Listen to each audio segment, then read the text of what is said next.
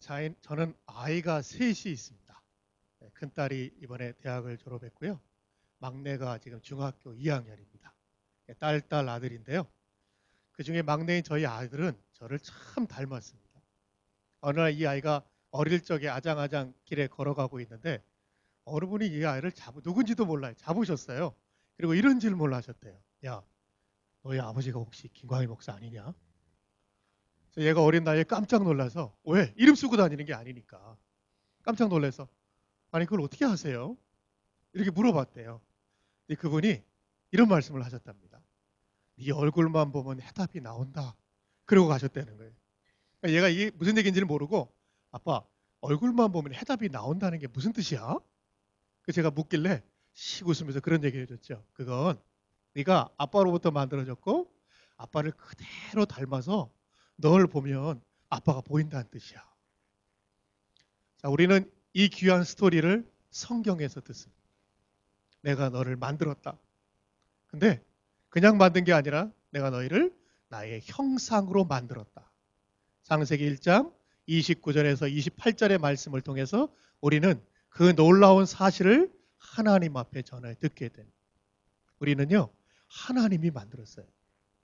그리고 그냥 만든 정도가 아니라 그분을 닮은 자로, 그분이 필요한 자로 우리는 지으심을 받았습니다.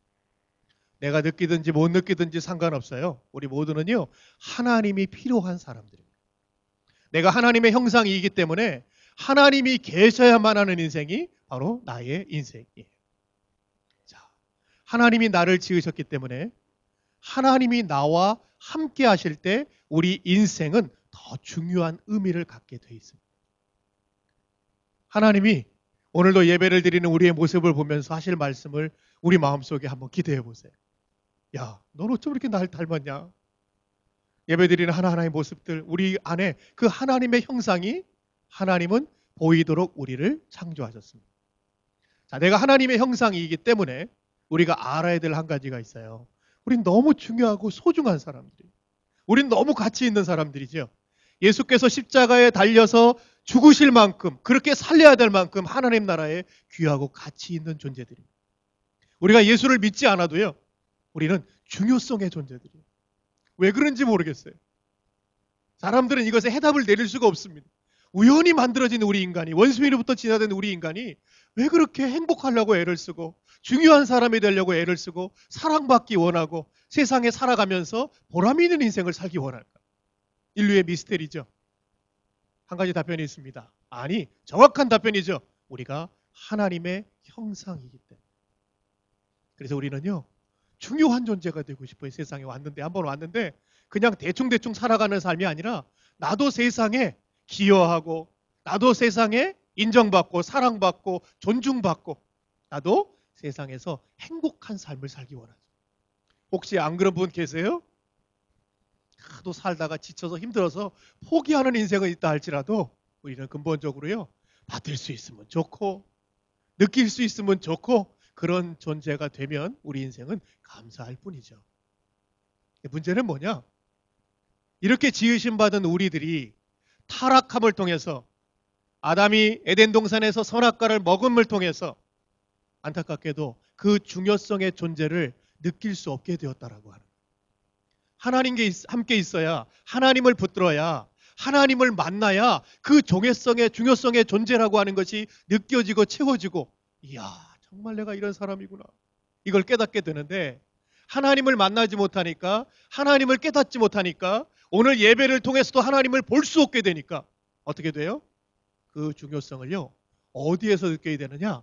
내부에서 느끼는 게 아니라 자꾸 외부를 통해 그걸 느끼려고 한다. 그래서 어떻게 합니까? 끊임없이 외부에서 내가 어떻게 하면 중요한 사람이 될 수 있는가?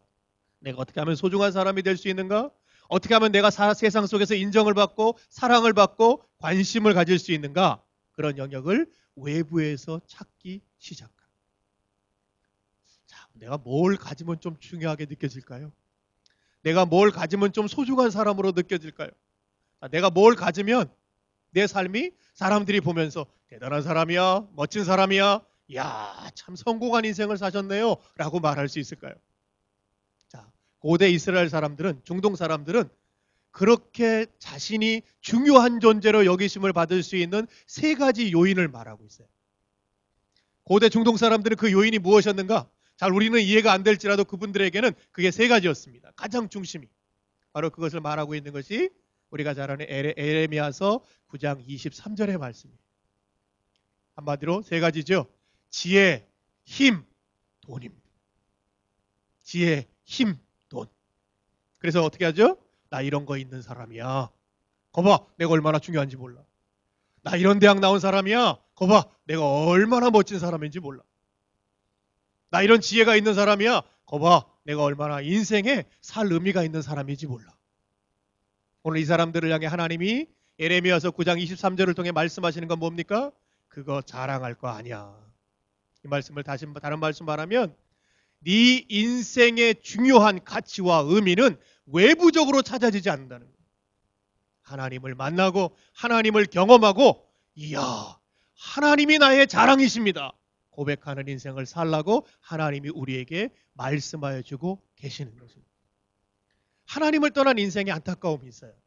그건 뭐냐면요. 명성을 정체성으로 착각한다라고 하는 거예요. 자, 명성은 무엇입니까? 세상이 보는, 사람들이 보는 나의 모습이에요. 근데 안타까운 건 뭐냐? 사람들이 이걸요, 자신의 귀중함을 인식하는 정체성, 존귀함으로 착각한다는 거예요. 하나님을 떠난 사람의 특징입니다. 그래서 자기 정체성을 뭐로 말하죠? 돈, 힘, 지혜를 통해서 그걸 말하고 싶어져. 나 이런 사람이요. 근데 이건 뭐라고요? 정체성이 아니라 명성이에요, 명성. 왜? 이건요, 하나님이 주실 때가 있고 가져가실 때가 있어요. 하나님이 우리에게 풍성하게 선물로 허락하실 때가 있고 하나님이 취하실 때가 있어요. 하나님이 주시는 사람이 있고 하나님이 주시지 않는 사람이 있어요. 각자 우리에게 다르게 주시는 것입니다. 근데 안타까운 건 뭐냐? 많은 사람들이 이걸 정체성으로 착각을 하고 어떻게 해요? 이걸 자랑하는 인생을 살려고 합니다. 제가 우스갯소리로 가끔 설교하면서 그런 얘기를 합니다. 한국에서요, 목욕탕에 종종 가면 이상한 행동을 반복하는 분들이 종종 있어요. 목욕탕에 어떻게 들어가세요?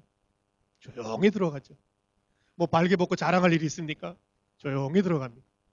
근데 이상하게 목욕탕에 여자 목욕탕에 제가 안 들어가서 모르겠어요. 남자 목욕탕에는 큰 소리를 내면서 들어오시는 분들이 계세요. 왜 소리를 내죠? 주목하는 거예요. 자, 우리 들어간다. 나 들어간다. 나 좀 봐줘. 막 소리를 지르기도 하시고. 제가 이런 분도 봤어요. 몸을 치세요, 이렇게. 찰싹찰싹 치시면서 이렇게 들어오세요. 양손으로. 왜 그러시나 이렇게 쳐다보면 거의 대부분 몸에 문신을 한 분들입니다. 호랑이 한 마리, 용 한 마리 이렇게 오시는 거예요. 왜 그래요? 그 문신을 자랑하는 거죠. 사실은 문신을 자랑하는 게 아니에요. 나 힘세다. 나 싸움 잘한다. 적어도 내가 돈이 없고 지혜가 없고 세상에 있는 것으로 자랑할 건 몰라도 목욕탕에서 문신 있는 내가 여기서는 주인공이야. 놀라운 건 뭔지 아세요? 그분들이 원하는 반응이 일어난다라고 하는 거예요. 사람들이 다 피합니다. 돈이 있어도 상관없어요. 다 피합니다. 명성 있어도 좋은 대학 나와도 상관없어요. 다 피합니다. 그리고 그분들이 적어도 목욕탕엔 주인공들이 막 활개치고 다니고 일부러 떠들고 예고까지 해줍니다. 사우나 들어가 볼까? 다 나옵니다, 사람들. 왜? 그 영역에 있어서는 내가 영웅이고 주인공이고 내가 이 대접받을 사람인 거예요. 생각해 보세요.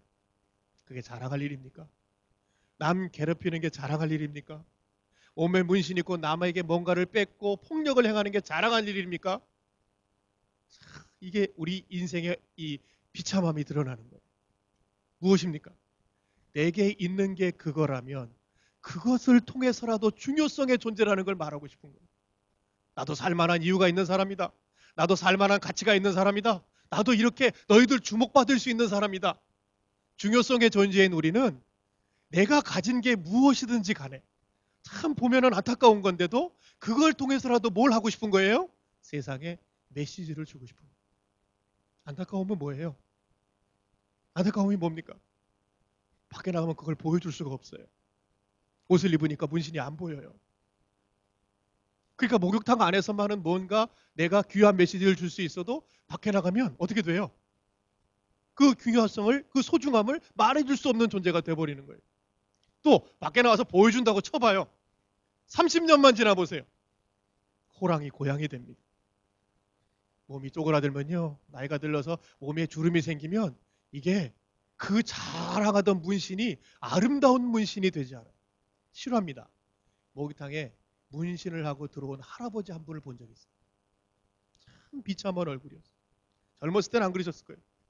나이 들어서 그 나이 드신 몸에 문신을 하고 들어오셨는데 이제는 이게 자랑이 아니라 뭐 부끄러움이신 거예요. 자꾸 저희 가서 안 보이도록 샤워를 하고 몸을 닦는 걸 보면서 참 이 긍휼한 마음, 안타까운 마음이 아주 그칠 줄을 몰랐어요. 그래도 내게 있는 그것으로 사랑받고 싶고 인정받고 싶고 대접받고 싶고 뭔가 내 삶의 소중함을 느끼고 싶은 것. 그게 우리 인생이에요. 자, 문제는 뭐냐? 이걸 외부적으로 느끼느냐 내부적으로 느끼냐 하나라고 해요. 그러면 정체성은 뭡니까? 내부적으로 느끼는 거예요. 힘 자랑, 지혜 자랑, 돈 자랑으로 나의 정체성을 만들어가는 인생이 아니라 어떤 인생이죠? 오늘도 하나님을 만나고 하나님이 내 안에 계심으로 내가 얼마나 소중하고 가치 있고 우연이 아니라 이 오클랜드 땅에 하나님의 목적과 계획으로 부르심을 받은 내가 정말 이런 사람이구나. 그분 앞에서 느끼도록 우리는 주님 앞에 지으심을 받은 것입니다. 오늘 하나님이 한 사람을 부르셨어요. 바로 아브라함이라고 하는 사람입니다. 이 사람이 중요한 이유는 바로 이 사람이 한 가족을 이루는, 한 국가를 이루는, 한 믿음의 공동체를 이루는 하나님의 백성으로 부르심을 받았기 때문에 중요합니다. 이 아브라함의 이야기는 단순하게 한 사람의 영웅의 이야기에서 끝나는, 믿음의 사람의 이야기에서 끝나는 것이 아니라 바로 우리들의 이야기입니다. 이걸 확실하게 말하기 위해서 갈라디아서 3장 7절 말씀은 우리에게 이렇게 얘기합니다. 우리가 아브라함의 자손들이다. 오늘 이 시대에 믿음으로 하나님을 믿는 사람들, 그 백성들이야말로 아브라함에게 주시는 이 말씀, 아브라함에게 주시는 약속을 이어받을 하나님의 계승자들이다. 사랑하는 여러분, 오늘 이 오클랜드를 향한 하나님의 아브라함들이 있습니다. 바로 여러분들입니다. 우리가 믿음을 가지고 이 땅에 살아가는 여정은 단순히 나 혼자 믿는 그 삶에 그치는 것이 아니라 오늘 아브라함과 같은 똑같은 믿음의 여정으로 부르시는 하나님의 부르심이자 우리를 향한 하나님의 은혜입니다.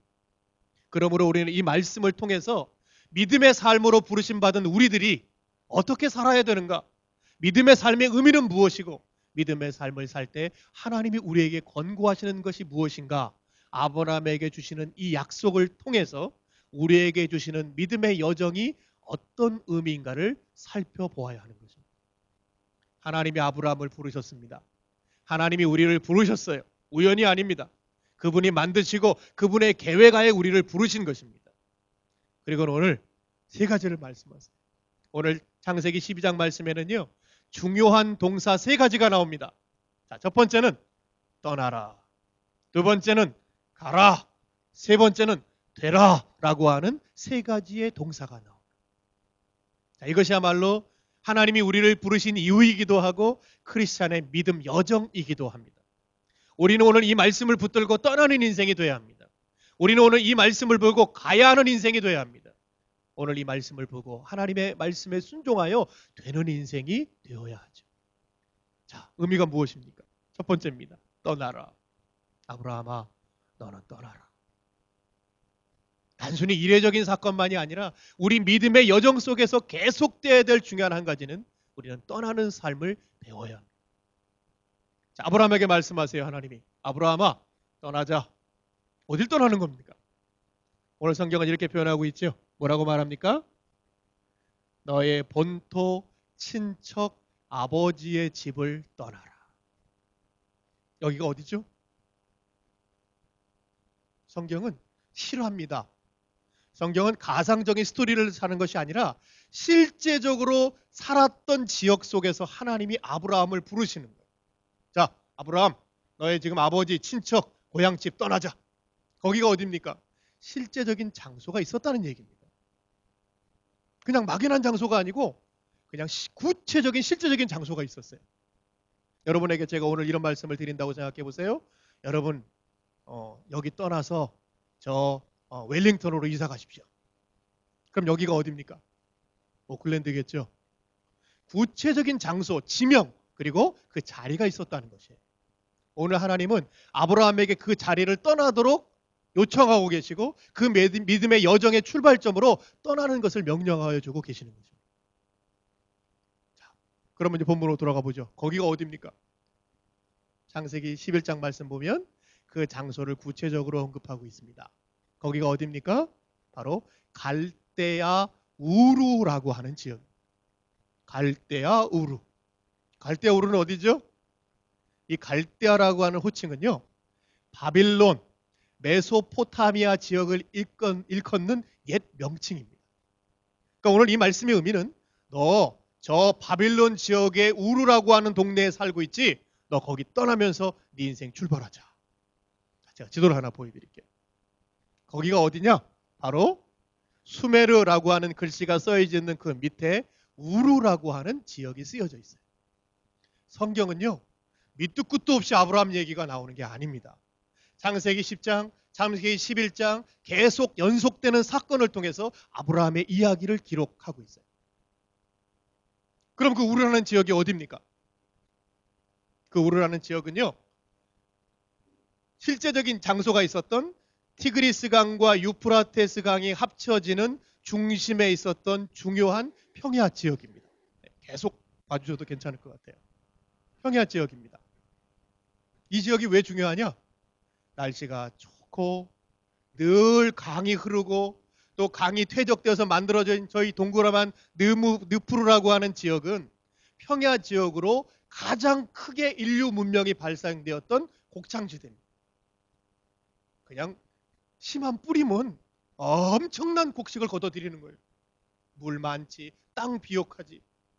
그래서 저 지역을 우리는 뭐라고 불렀냐면 저 수메르라고 써있는 저 지역을 우리는 신할평야라고 불렀습니다.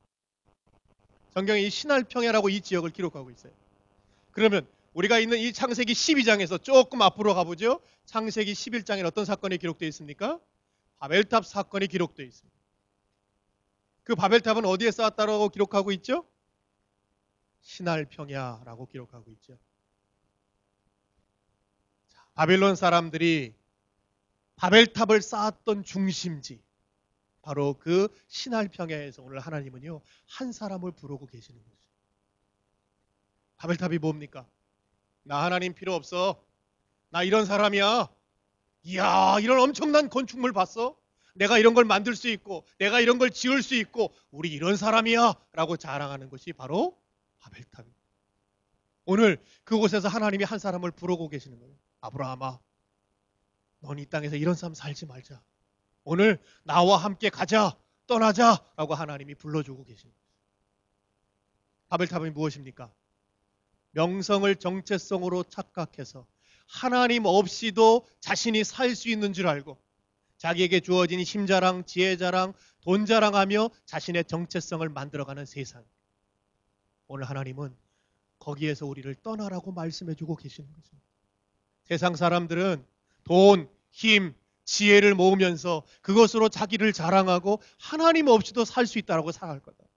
근데 아브라함아, 그거는 정체성이 아니라 명성이야.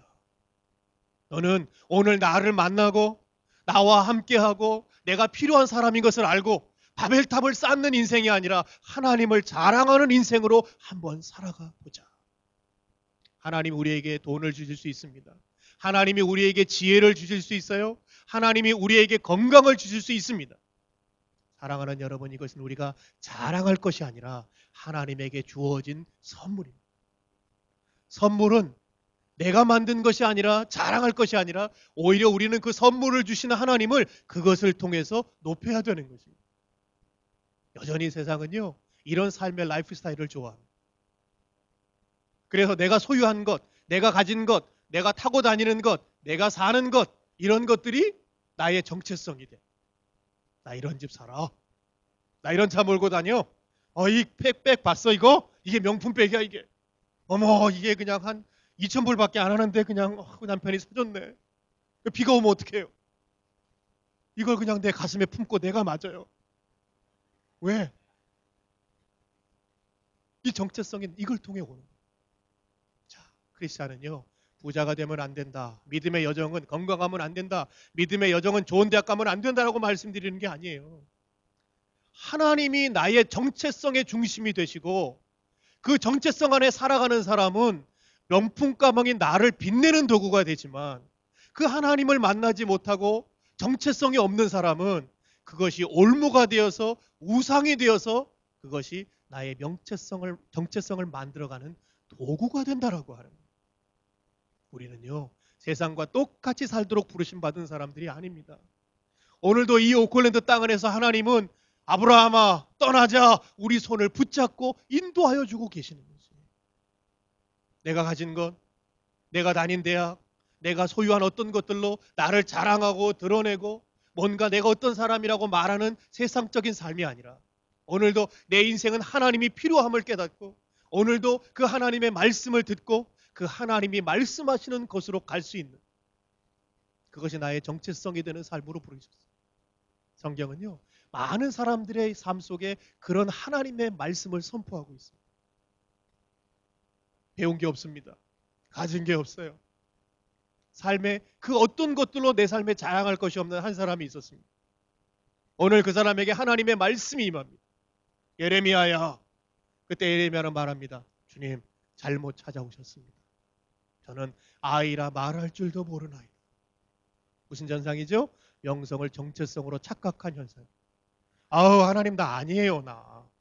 나 가진 거 없고 이렇고 이런 사람이에요. 그때 하나님이 말씀하시죠.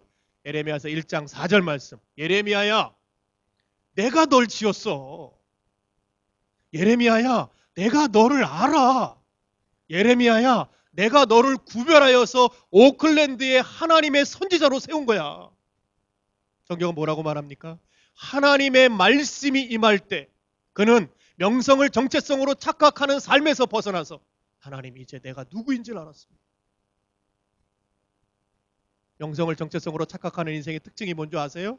세상을 살아가는 방법이 늘 비교, 정복, 소유 이런 것에 관심이 많습니다.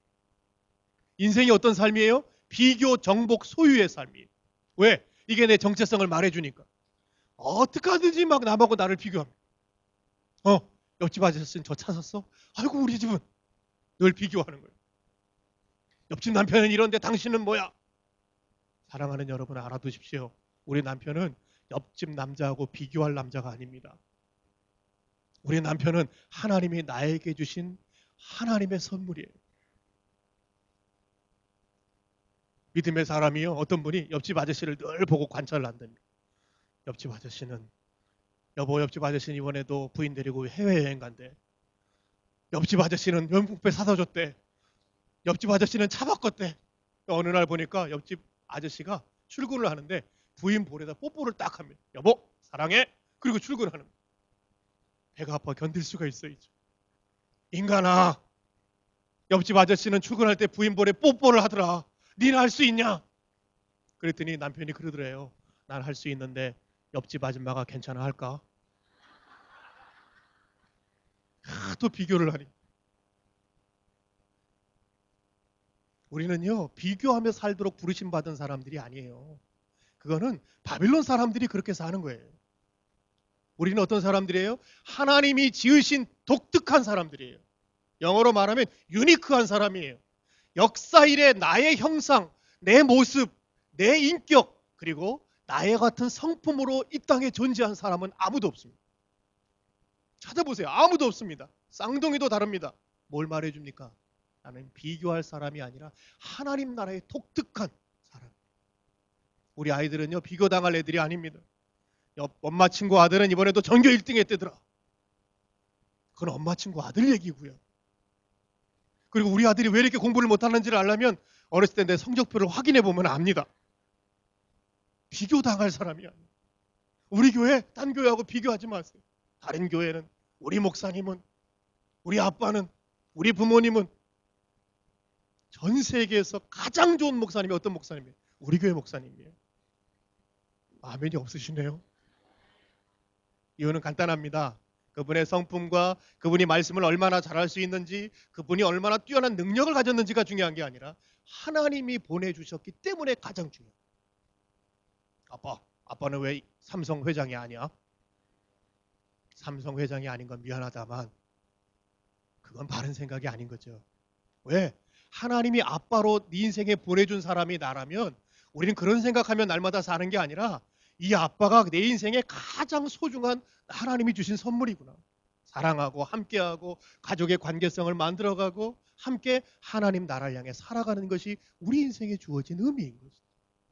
그래서 우리는 어떤 사람들이에요? 비교할 사람들이 아니에요. 정복해야 되는 사람들이 아닙니다. 난 너보다 더 가지 있어. 난 너보다 돈 더 잘 벌어. 난 이런 대학 다녔어. 감사합니다. 근데요, 싸우려고 그러지 마세요. 더 뛰어나고 더 많이 갖고 더 많이 소유하고. 요즘 한국에는 중병 하나가 있어요. 큰 병입니다. 어떤 병이냐?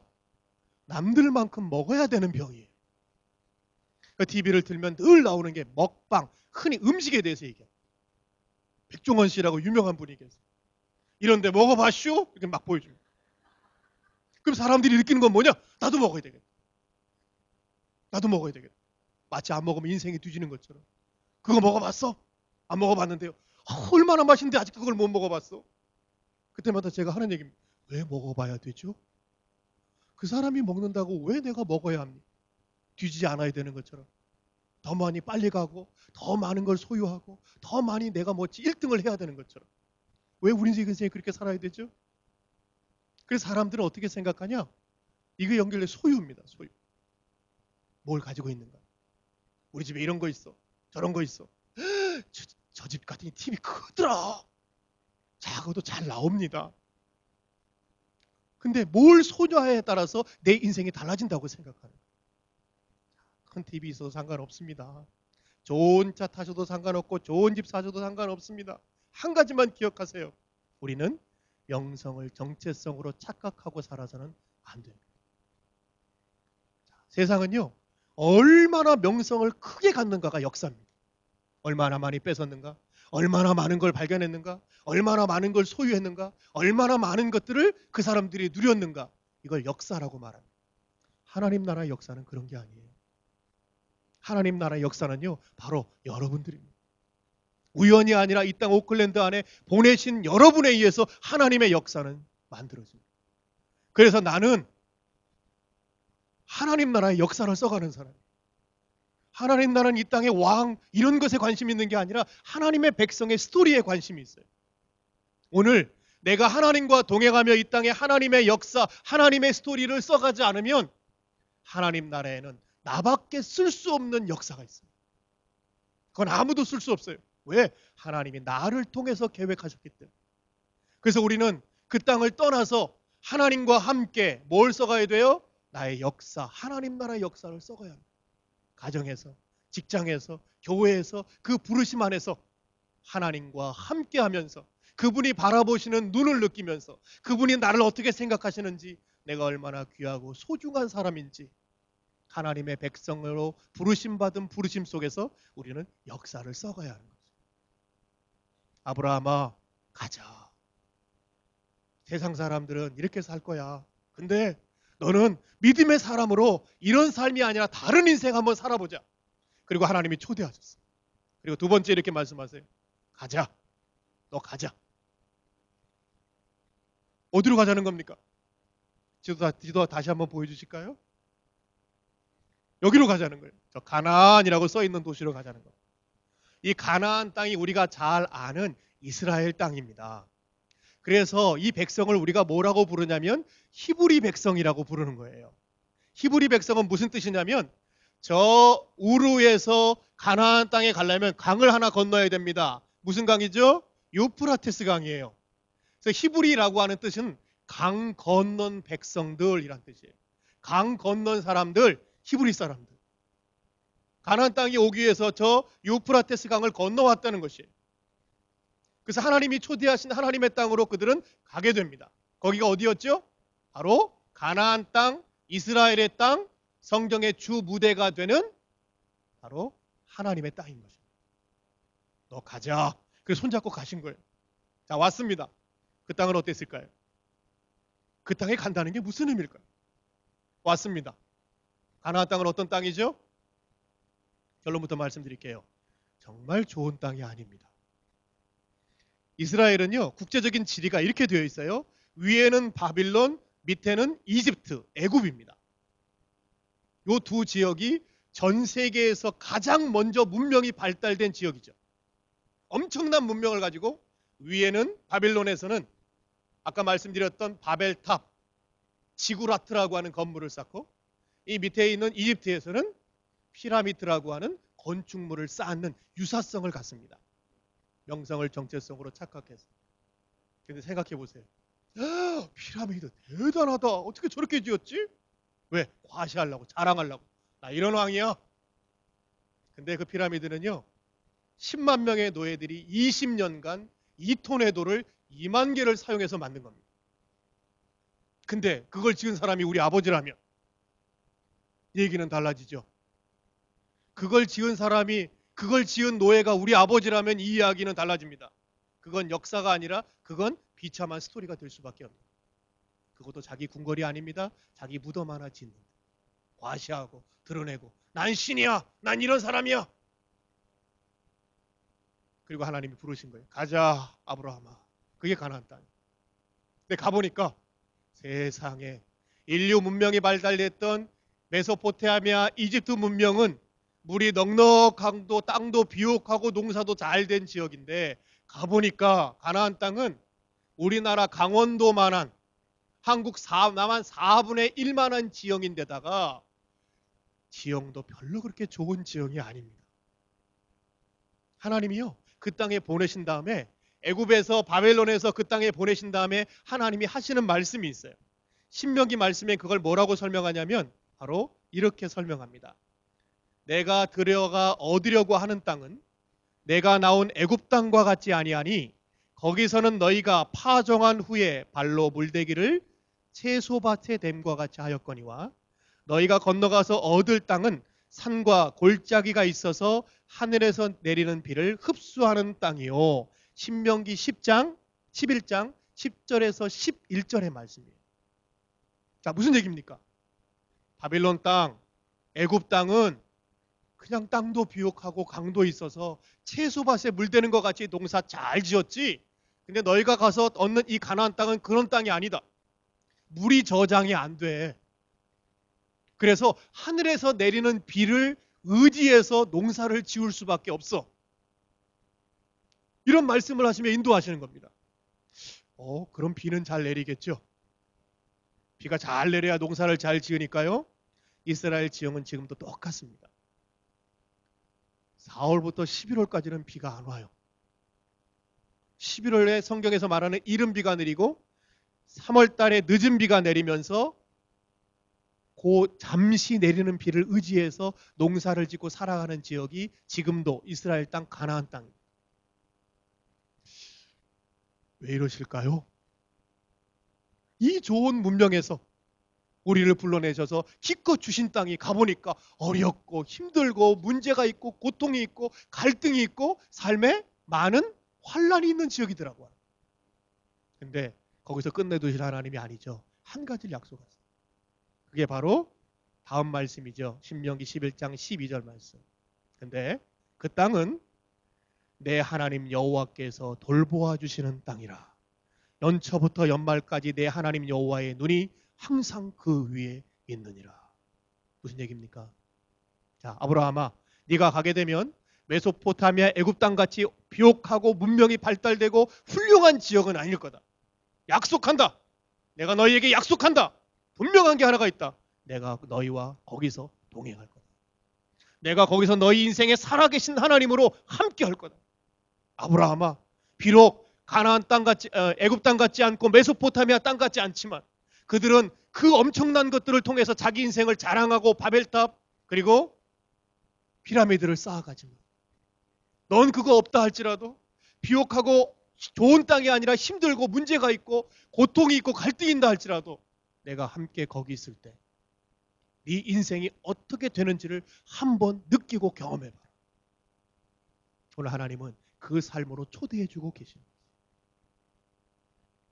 이 삶은 어떤 삶입니까? 한마디로 말하면요, 시편 23장 1절의 말씀이에요. 어떤 말씀이죠? 우리가 너무 잘 아는 말씀이죠. 여호와는 나의 목자시니 내가 부족함이 없으리로다. 오늘 이 말씀은 다윗은 라텍스 침대에 누워서 아침마다 일어나 모닝커피의 향기를 맡으며 이야 부족함이 없구만. 이 시 내용이 이런 내용입니까? 아닙니다. 우리가 이해가 안 되는 말씀이에요.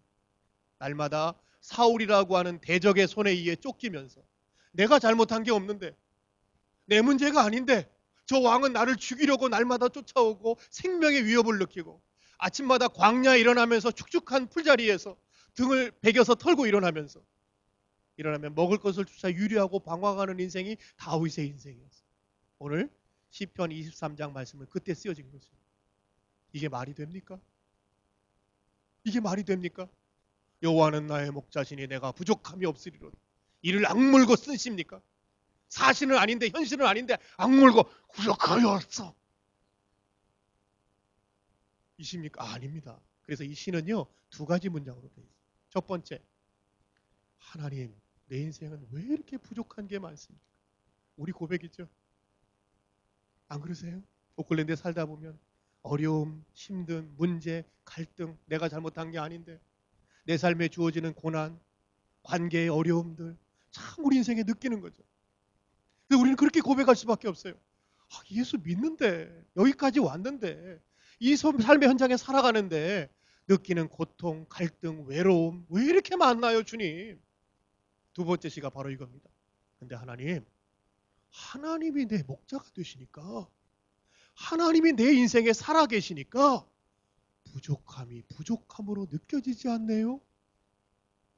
이게 바로 시편 23장 1절의 의미입니다. 오늘 하나님은 그 삶으로 우리를 초대해주고 계시는 것입니다. 예수 믿는 건요 못 사는 삶이 아니에요. 예수 믿는 건 날마다 광야 가운데 나아가야만 되는 삶이 아닙니다. 예수 믿는 삶은 날마다 비가 없고 황폐한 삶을 살아간다는 의미가 아닙니다. 어떤 삶을 살다 할지라도 심지어 오늘 바빌론 같은 인생이 되지 않는다 할지라도 하나님이 계심을 통해서 뭘 찾아가는 인생? 삶의 의미를 찾아가는 인생입니다. 그래서 가라라고 하는 건 무슨 의미예요? 오늘도 네 인생에 하나님이 살아계신 하나님이 되게 해라. 그 살아계신 하나님과 동행하면서 오늘 네 인생에 주어진 삶의 의미를 찾아봐라. 저는 이걸 이렇게 부르고 싶어요. 일상의 신비예요. 예수 믿는 삶은 그래서 놀라운 삶이에요. 하나님 없이 아침에 일어나는 건요. 그냥 누구 고백처럼 그거예요. 산은 살이고 물은 물이구나. 아침에 타라는 태양이 의미가 없어요. 오늘도 떴네. 밤엔 지겠지. 우리 아빠, 우리 아버지가 아버지지 뭐. 삼성회장했으면 얼마나 좋을까. 비교하고 정복하고. 근데 하나님과 함께하는 삶의 의미는 어떻게 달라지는 줄 아세요? 정말입니다. 한번 경험해 보세요. 아침에 눈을 뜰 때 오늘 하나님의 살아계심이 느껴지고 오늘 인생의 하루가 의미가 있게 돼요. 날마다 대적의 손에 의해서 맞고 두드려 맞고 감옥에 갇히고 이 나라 망합니다. 항복하세요. 사람들은 거짓말인 줄 알고 나를 때리고 핍박하고 감옥에 가도 퉁퉁 부은 노로 아침에 일어났는데 감옥 속에 무슨 소망이 있겠어요? 무슨 인생의 의미가 있겠어요? 그때 썼던 시가 바로 에레미야 애가입니다. 그 상황에 일어났는데 오늘도 하나님이 느껴지고 경험되고 하나님이 계시니까 뭐라고 고백해요? 우리가 부르는 찬양. 주의 인자는 끝이 없고 주의 자비는 무궁하며 아침마다 새롭고 늘 새로우신 하나님이십니다. 이 비참한 하루도 내 삶에 의미가 생기고 이 비참한 하루도 내 삶에 주어진 소망의 하루로 변하기 시작하는 거예요. 이게 바로 그리스도인의 믿음의 여정입니다.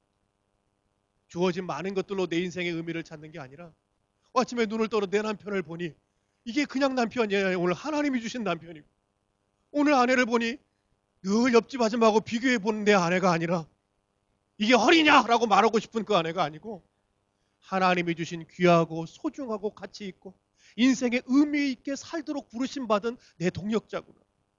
그래서 전도서 9장 9절 보면 뭐라 그런 줄 아세요? 인생에 네 안에 살아가는 많은 것이 헛되다. 너 돈 버는 거, 너 집 사는 거 다 헛된 거야. 이거 오해하지 마세요. 헛돼, 버려. 이런 의미가 아니에요. 너무 귀하고 소중한 하나님이 주신 것들인데 그걸로 의미를 찾지 말라는 얘기예요. 근데 뭐라 그래요? 그거 다 헛된 거야. 근데 하나님이 너에게 주신 네 몫이 하나 있어. 이 말씀 보고 깜짝 놀랐어요. 이게 내 몫이구나. 그 말씀이 뭐예요? 너에게 주신 네 아내하고 행복하게 살아.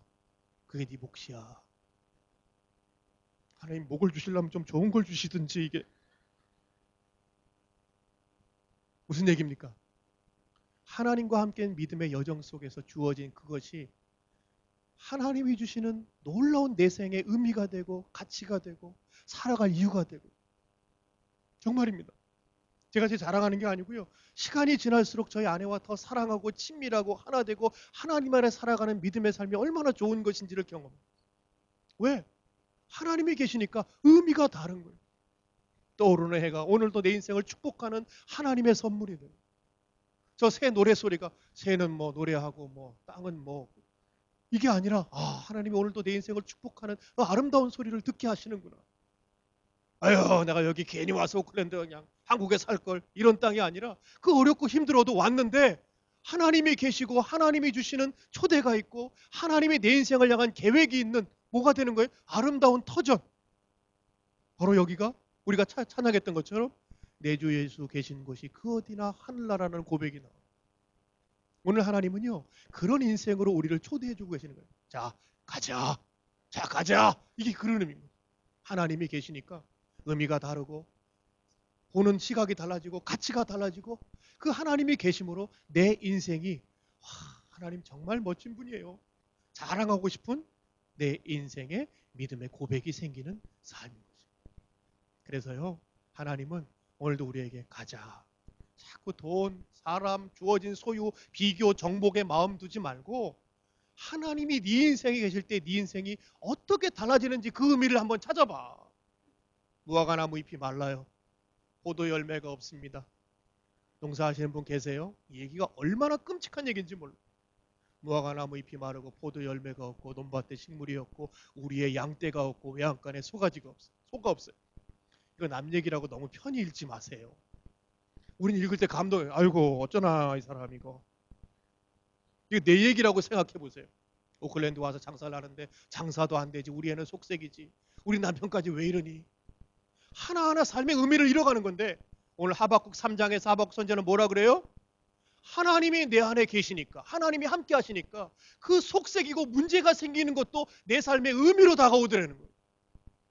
이건 아니, 내 인생을 축복하시고 내 인생을 바꾸시고 변화시키는 하나님의 손길이고. 그러니까 이게 그리스도인이 아는 사람은요, 이 믿음의 여정을 이해를 못해요. 제 친구는 그래요. 자기 교회 안 나간다. 왜? 주일날 교회 갔더니 목사님이 해를 주셔서 감사합니다 그러더래요. 다음 주 가니까 비를 주셔서 감사합니다. 그런 게 어딨냐. 비가 감사하든지 햇빛이 감사하든지. 이거 하나님 못 만나서 그래요.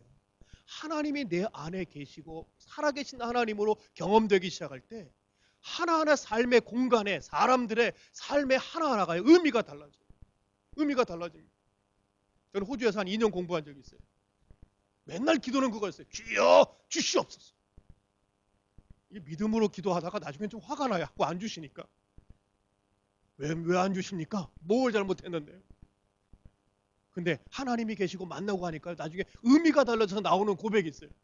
하나님, 이 환난 가운데 더 주님을 의지하게 해주시고 오늘 이 환난 가운데 더 주님을 배우게 해주시고 오늘 이 환난 가운데 믿음의 삶으로 자라가게 해주시옵소서.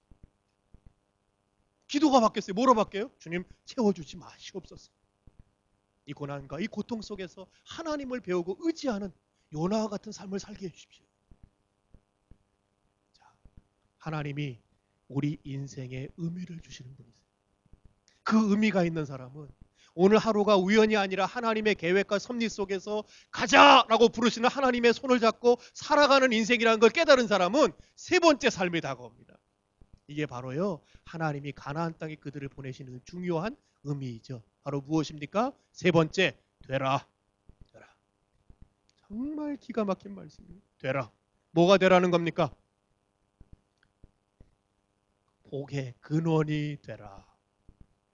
열방, 가장 소국, 가장 강대국이었던 메소포타미아와 애굽 땅에 낀 나라가 그 열방을 축복하는 하나님의 통로가 되라라고 말씀해주고 계십니다.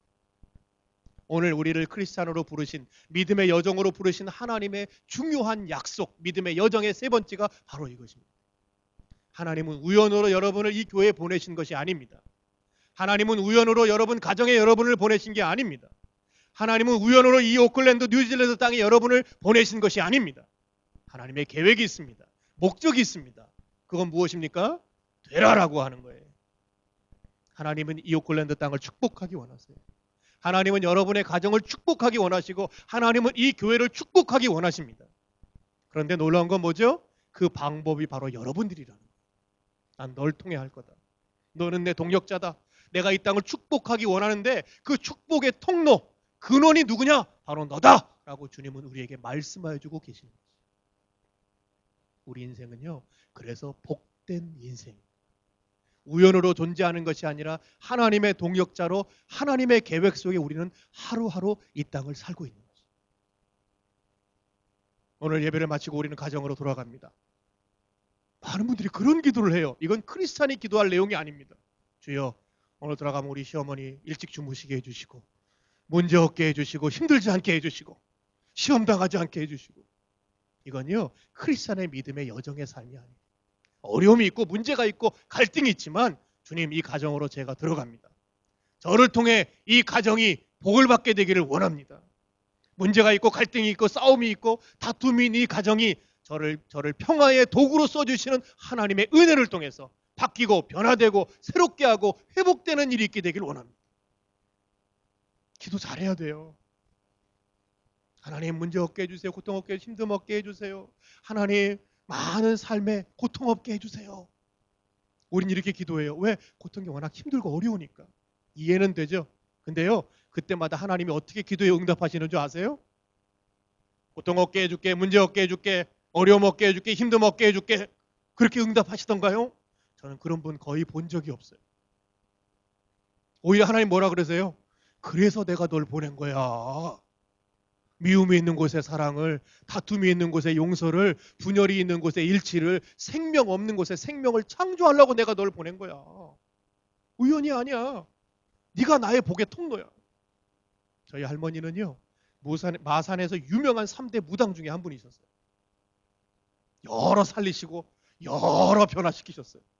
그 집에 장남이자 장손인 제가 태어났습니다. 한 번도 교회를 가본 적이 없어요. 고등학교 2학년 때 처음으로 교회 갔습니다. 근데 놀라운 건 저희 집에서 핍박이 없었다는 거. 만약에 해라. 나중에 알았어요. 믿음이 좋으신 거예요. 우리 집안에 교회에 쟤 좀 다닌다고 뭔 일이 있겠냐. 며칠 다니다 마는 거지. 그거 자꾸 핍박하고 그러면 걔가 오기가 생겨서 더 다닌다. 그냥 놔두면 어렸을 때 교회 안 가본 애들 누가 있냐. 그냥 몇 번 얻어먹을 거 얻어먹고 그러고 끝나는 거지. 믿음이 좋으셨어요. 저를 잘 보셨어요. 근데 보지 못한 게 하나가 있으셨어요. 제가 믿는 하나님이 얼마나 위대하신 분인지를 못 보셨다. 그 가정이 이제 예수 안 믿는 사람이 없습니다. 왜? 저는 연약하나 제 안에 계신 하나님이 저를 통해 복주기로 계획하신 하나님이시기 때문에 그 가정에 생명 없는 가정을 생명 있는 가정으로 바꾸셔서 전 돌아가면 추석을 세게 됩니다. 몇 년 안 됐어요. 처음으로 저희 집안 역사 이래 제사가 아니라 예배를 드리면서 하나님을 찬양하고 높이기 시작하죠. 대학 중학교 2학년 때 그렇게 기도했어요. 왜 그렇게 기도했는지도 잘 모르겠어요. 주님, 저희 가정이요, 제사가 아니라 예배 드리는 가정이 됐으면 좋겠어요. 제가 말씀 전하고 우리 아내가 기도하고 우리 자식들이 찬송하고 이런 일이 저희 안에 좀 있었으면 좋겠어요. 그때는 막연한 기대였어요. 될 수 있을까? 이게 가능한가? 이게 우리 아버지인데? 할머니인데? 어머니인데? 지금은 뭐가 됐어요? 현실이 됐어요. 왜? 하나님의 약속이 있으셨어요. 하나님은 우리를 복의 근원, 통로로 사용하기 원하시는 거죠. 사랑하는 성도 여러분, 교회는 백화점이 아닙니다. 자, 우리 교회는 나한테 뭐 줄래나? 자, 보자, 우리 목사님은 얼마나 은혜를 줄래나? 자, 가면 얼마나 많은 사람들은 나를 인정해주고 사랑해주고 대접해주려나? 이건 백화점이죠. 교회는 어떤 곳이에요? 복 주러 오는 곳이에요. 세상은 복 주러 나아가는 것입니다. 우리는 세상에 하나님의 통로로서 나아가는 거예요. 교회 하나님의 통로로 나아가는 겁니다. 그러므로 올 때 뭘 받으려나가 오는 게 아니라 하나님, 저를 광명교회의 가족으로 불러주셔서 감사합니다. 가서 그들을 부유케 하고 풍성케 하고 복을 나눠주는 인생으로 사용받게 해주시옵소서. 제자들은요, 오병이어가 있었습니다. 예수님 물어요. 자, 우리 중에 있는 게 뭐가 있니? 그 이유가 있었죠. 왜? 수많은 사람이 배고프고 있으니까. 제자들은 바로 말합니다. 떡 5개와 물고기 2마리 뿐이니다. 이렇게 살면 안 됩니다. 이거밖에 없어요. 우리나 먹어요. 이걸 가지고 뭘 할 수 있겠어요? 무슨 문제죠? 사고의 생각의 문제예요. 내 정체성의 문제입니다. 예수님은 자, 나는 많다. 나는 그래서 나눌 거야. 나눠주신 게 아니에요. 똑같이 오병이어인데 갔다가 어떻게 기도하세요? 오늘 사업장, 가정, 여러분의 일터 가운데 나가서 그렇게 기도해 보세요. 주님, 오병이어밖에 없지만 저는 이것 감사합니다. 왜냐하면 이걸 가지고 이거밖에 없네. 이거라도 먹어야지. 난 왜 이럴까? 이것밖에 없을까? 세상 사람들은 많은데 이런 삶이 아니라 예수님 어떻게 하셨어요? 이것에 있음에 감사합니다. 근데 하나님, 이 오병이어로요, 저는 이 5천 명 넘는 사람들 부유케 하고 풍성하고 배불리게 하고 싶습니다. 예수님의 기도는 그 기도였어요. 그랬더니 하나님의 역사는 5천 명을 먹고도 남은 남자만 놀라운 하나님의 기적으로 하나님이 역사하신 거죠. 우리 장사는 그렇게 해야 합니다. 우리는 교회를 그렇게 섬겨야 하고 우리 가정 안에 그렇게 나아가야 합니다. 단순히 하나님 돈 많이 벌게 해주세요. 더 떵떵거리고 살게 해주세요. 하나님 부자가 되게 해주세요. 라고 하는 기도를 넘어서서 우리는 하나님, 저를 통해서 저희 가정에 들어오는, 저희 회사에 들어오는 많은 사람들이 풍성함을 입고 부유함을 입고 복을 받게 하여 주시옵소서. 5천 명을 먹이는 삶을 살기 원하세요? 5천 명분을 혼자 먹는 삶을 살기 원하세요? 많은 분들의 관심은요, 5천 명분을 혼자 먹는 삶에 관심이 있어요. 어떤 삶이죠? 바빌론의 삶이에요. 왜? 그래야 남들이 대단하고 말해주고 인정해주고 대접해주고. 그래서 하나님이 안 주실 때가 참 많아요. 왜? 5천 명분 혼자 먹다 배가 어떻게 되겠어요? 인생에 축복이 안 되는 거예요. 근데 우리는 어떻게 기도해야 돼요? 주여, 5천 명을 먹이는 삶을 살고 싶습니다. 자, 이 인생은요, 하나님이 주실 수밖에 없어요. 풍성해질 수밖에 없어요. 나누라고 하나님이 주시기 때문에, 목적을 이루는 삶을 향해 나아가기 때문에 우리는 하나님의 우리에게 주시는 기도의 응답을 받게 됩니다. 우리는 하루하루요, 생존하며 걷는 사람들이 아닙니다. 우리는 이 초등학교에 들어옵니다. 그냥 들어오는 사람들이 아니라 축복하는 하나님의 통로입니다. 하나님, 이 뉴질랜드의 다음 세대인 이 초등학생들이 믿음을 가지고 하나님 나라를 향해 살아갈 수 있도록 이 아이들을 축복해 주시옵소서. 고등학교를 지나갈 때도, 대학교를 지나갈 때도 우리는 이 땅의 복의 근원으로서 하나님께 부르심을 받았다라고 하는 사실을 잊으면 안 됩니다. 이 도시를 전체를 바라보면서도 부러움의 대상 아니면 미워하는 대상이 아니라 하나님의 축복의 통로로서 우리는 그것들을 기도하며 축복하며 하나님의 영향력을 주는 삶으로 우리 인생을 드려야 합니다. 하나님이 우리 교회를 이 땅 안에 세우신 건요, 우연이 아닙니다. 이 뉴질랜드를 축복하는, 오클랜드를 축복하는 하나님의 방법이 광염교회인 걸 믿으시기 바랍니다. 교회 이름도 참 좋잖아요. 우리끼리 소금과 빛이 아닙니다. 세상에, 오클랜드의 온 열방에 소금기가 없는 곳에, 부패하는 곳에 소금으로 들어가서 어떻게 되는 거예요? 변화시켜주는 것이에요.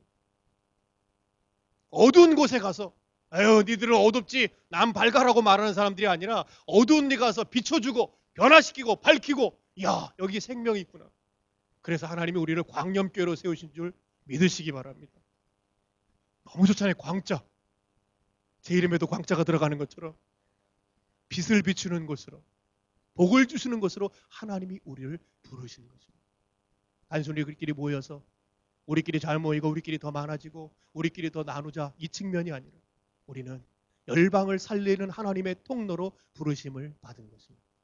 하나님이요, 아브라함이란 사람을 부르셨어요. 어느 날 뜻밖의 말씀을 하세요. 하나님이 사레라고 하는 사람을 부르셨어요. 근데 어느 날 뜻밖의 말씀하세요. 아브라함아, 사레야, 오늘 이름 바꾸자. 자, 이름을 바꾼 게 아니라 뭘 바꿔주신 거예요? 정체성을 바꿔주신 거예요. 아브라함, 참 좋은 이름입니다. 존귀한 자란 뜻이에요. 우리도 이런 이름 참 많죠? 귀남이, 뭐 이런 이름 많잖아요. 사레, 무슨 뜻이죠? 우리 자매님들이 좋아하는 인생의 로망이죠. 이렇게 살고 싶으시죠? 공주, 퀸, 좋은 옷 입고 대접받고 사랑받고 인정받으면서 공주야, 여왕이야. 이렇게 살기 원하시죠? 근데 하나님 뭐라 그러세요? 오늘 이름 바꾸자. 너 오늘 이름 바꾸자. 정체성을 바꿔주시는 거예요. 너희는 바빌론 사람들처럼 존귀하고 여왕 되는 거, 그게 인생 목적 되면 안 돼. 우리 이름 바꾸자. 하나님 뭐로 바꿀까요? 너는 오늘부터 아브라함이야.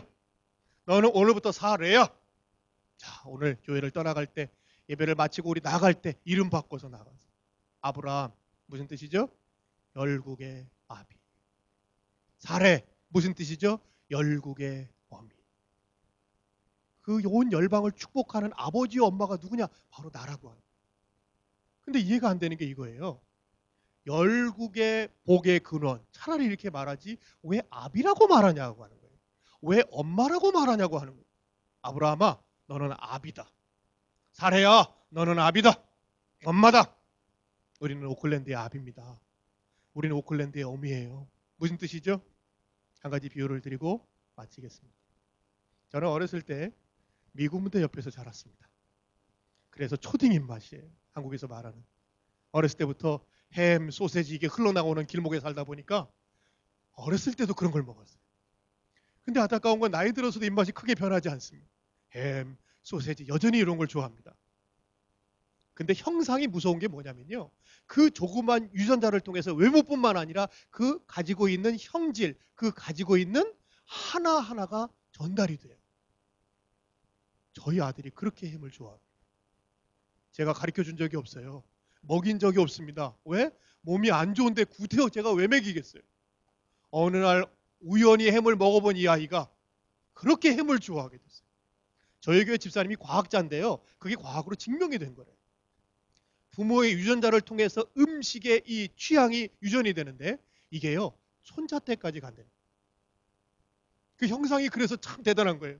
저한테 그래요. 목사님 죄송하지만 손자 때까지는 햄 좋아하는 거 감수하셔야 될 것 같습니다. 제가 집에 들어갑니다.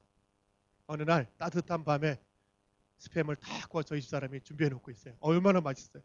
먹으려고 그러는데 저의 형상이 오더니 맛있겠다 한마디를 합니다. 아들 먹고 싶니? 네. 너 하나 먹어. 또 먹으려고 그러는데 하나 씹으면서 얘기해요. 맛있겠다. 하나 더 먹고 싶은 욕심. 또 먹고 싶니? 네. 하나 줍니다. 결론부터 말씀드릴게요. 4개를 구웠는데 그날 4개를 다 먹었습니다. 저희 아내가 한마디예요. 야, 넌 네 거 다 먹고 아빠 요거 몇 개 안 남았는데 그것까지 다 먹으려고 그러니? 아니 욕심꾸러기예요. 근데 희한한 게 있습니다. 저도 햄을 좋아하는데 제가 먹는 햄보다 우리 아들이 먹는 햄이 더 행복합니다. 여러분도 그러시죠? 우리 자식들이 잘 알아야 돼요, 이거. 진짜 그게 부모예요. 내가 먹는 것도 참 좋은데 우리 애들이 먹는 걸 볼 때 더 행복합니다. 이건 표현이 안 되는, 이건 말이 안 되는 거예요. 이게 말이 됩니까? 내가 먹는 게 아닌데 네가 먹는데 어떻게 더 행복하죠? 답은 하나입니다. 아버지니까. 엄마니까. 그러니까 어머니는 짜장면이 싫다고 하시는 거예요. 나도 좋고 나도 먹고 싶고 나도 행복한데 좀 부족하면 너라도 먹여야 되는 엄마의 심정이 엄마는 짜장면 싫어. 그걸 모르는 자식 놈은 우리 엄마 짜장면 싫어해요. 이렇게 얘기하죠. 아니요. 그거 다시 말하면 나는 엄마야. 난 아빠야. 하나님 우리에게 주신 것들이 있어요. 힘, 지혜, 돈, 많은 것들을 하나님 우리에게 주시기 원하세요. 선물이니까. 근데 하나님은 오늘 그걸 주시면서 뭐라고 말씀하세요? 너는 아비야. 너는 어미야. 나누고 베풀고 섬기면서 그들에게 복이 들어가는 축복의 통로로 살아봐.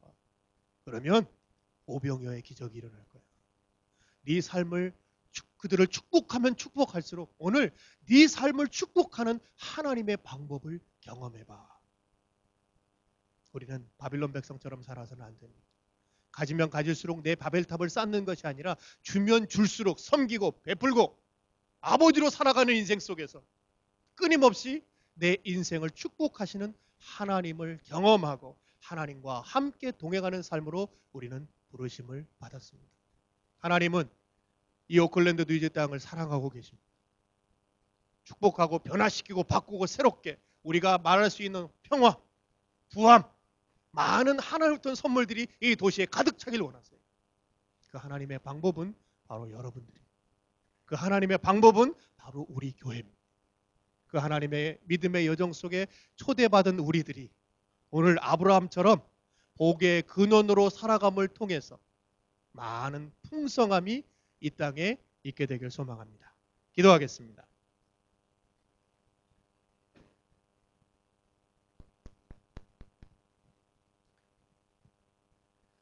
하나님 없이 이 땅에 살아가면서 보이는 것을 쫓아 나의 정체성을 세우고 끊임없이 근심하며 걱정하며 번민하며 살 수밖에 없는 우리 인생들이 오늘 하나님을 만나고 하나님 안에 살아가는 삶의 의미 속에서 아침에 떠오르는 햇살이 새롭고 만나는 사람들이 새롭고 하루하루 주님 앞에 살아가는 일상의 새로운 삶으로 우리 인생을 불러주신 것을 감사합니다.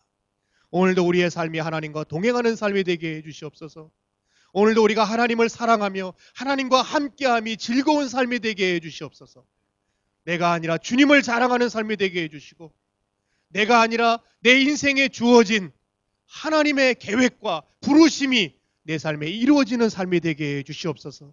내게 주어진 힘, 내게 주어진 지혜, 내게 주신 부함을 나의 자랑으로 살아가는 인생이 아니라 그것으로 나의 정체성을 만드는 것이 아니라 오늘 내게 주어진 힘과 지혜와 돈이 나의 정체성, 부르심, 소명이 되어서 하나님의 뜻을 이루며 하나님께 영광 돌리는 복의 근원된 삶으로 살아가는 데 사용될 수 있도록 인도하여 주시기를 소망합니다.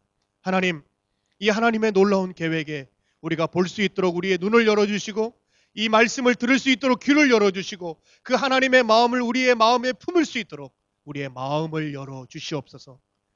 내가, 우리 가정이, 우리 교회가 하나님께 놀라운 쓰임받는 삶이 될 수 있도록 오늘 올바른 믿음의 여정을 걸어갈 수 있도록 우리의 삶을 사용하여 주시옵소서. 예수님의 이름으로 감사하며 기도하옵나이다. 아멘.